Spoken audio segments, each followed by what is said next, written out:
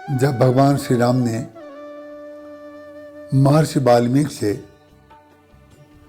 वनगमन के संदर्भ का सारा वृत्तांत कहा,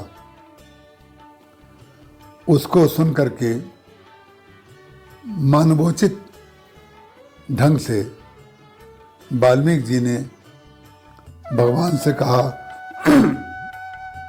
ये तो अच्छा नहीं हुआ कि आपके साथ तो बड़ा अन्याय हुआ यदि ऐसा किया गया। तो उन्होंने कहा, नहीं महाराज, अन्याय तो कुछ हुआ नहीं। बोले, आपको राज्य मिलने वाला था, आपको वनवास दे दिया गया। तो भगवान श्री राम ने अयोध्या से चलते समय अपनी माता को जो बात कही थी, वनवास की सुसमीक्षा उन्होंने की थी कि माँ, पिता दीन मई कानन राजू, जहाँ सब भांति मोर बड़ काजू। पिताजी ने मुझे जंगल का, वन का राज्य दिया है, जहाँ जाकर के मेरा सब प्रकार से उपयोग है। जहाँ व्यक्ति का उपयोग हो वहाँ वो पहुँच जाए, या दूसरा व्यक्ति किसी भी तरीके से उसको वहाँ पर पहुँचा दे, तो उसको श्राप और वरदान उसमें नहीं देखना चाहिए, उसको केवल आनंद लेना चाहिए। वही बात भगवान श्री राम वहाँ तो माता से कहा, आज यहाँ पर कह रहे हैं कि नहीं महाराज, हमारे साथ कोई अन्याय नहीं हुआ। कैसे नहीं हुआ? तात वचन, हमारे पिताजी के वचनों की रक्षा हो गई। वो सत्यवादी हैं, उन्होंने माता कैकेयी को वरदान देने का वचन दिया था, उनके वचन की रक्षा हो गई। तात वचन पुनि मातु हित, हमारी माता कैकेयी जो चाहती थी उनका हित हो गया। हित का तात्पर्य व्यक्ति जो चाहता है उसको वो मिल जाए, उसी में हित होता है। ऐसा मानता है वो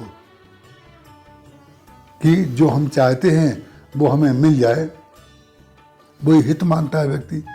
भगवान कहते, तात वचन पुनि मातु हित, भाई भरत अस राहु, मेरे छोटे भाई भरत को, जो मेरा प्राण प्रिय भाई है, उसको अयोध्या का राज्य मिल गया, इससे मैं बड़ा प्रसन्न हूँ। बोले, ठीक है। वाल्मीकि जी ने कहा, आपके पिताजी के सत्य की रक्षा हो गई, आपकी माता जी का हित भी हो गया, और भरत को राज्य भी मिल गया, लेकिन आपको तो कष्ट भोगना पड़ रहा है ना। तब उन्होंने कितनी ऊंची बात कही। इसको कहते हैं वाणी की मधुरता, इसको कहते हैं राम राज्य बनाने की पृष्ठभूमि। बोले, मौका हो दरस तुम्हारे प्रभु, हमें आपका दर्शन मिल गया। मौका हो दरस तुम्हारे प्रभु, और दर्शन को मान क्या रहे हैं? सब मम पुण्य प्रभाव, मैंने यदि कभी कोई पुण्य किया होगा, शायद उसका फल ये है, मुझे आपके दर्शन मिल रहे हैं। ये वाणी भगवान राम बोलते हैं। इस वाणी को भगवान राम ने बाल्यकाल से लेकर के, और जब राम राज्य बन गया, अमराई में भगवान जाकर के लेट जाते हैं, वहां तक इस वाणी को कहीं खंडित नहीं किया।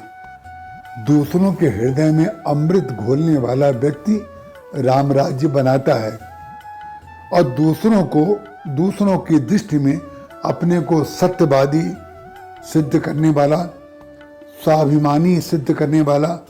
हमने संसार में जितने लोग देखे हैं, बड़े बड़े गुणियों के संपर्क में मैं आया, हमने देखा कि बड़े बड़े गुणी लोग भी अपने अभिमान को स्वाभिमान के नाम पर बार बार प्रस्तुत करके परम अभिमानी बन जाते हैं। हम अभिमानी तो नहीं हैं, लेकिन स्वाभिमानी जरूर हैं। ये आप किसको बता रहे हैं? स्वाभिमानी अगर हैं तो आपके स्वाभिमान की धारणा और आपकी भावना दूसरे को पता चल जाएगी। आप जो हैं वो दूसरे को पता चल जाएगा। अपने मन से मत बताइए हम स्वाभिमानी हैं। स्वाभिमान के नाम पर भी लोग अभिमान का पोषण करते हैं, और अभिमान के नाम पर भी दूसरों को कष्ट देते रहते हैं। यदि वाणी का उपयोग सीखना है तो रामचरितमानस में भगवान राम से सीख लिया जाए, राम राज्य हमारे जीवन में बन जाएगा। इसके बाद की चर्चा हम अगले सत्र में करेंगे। जय श्री राम।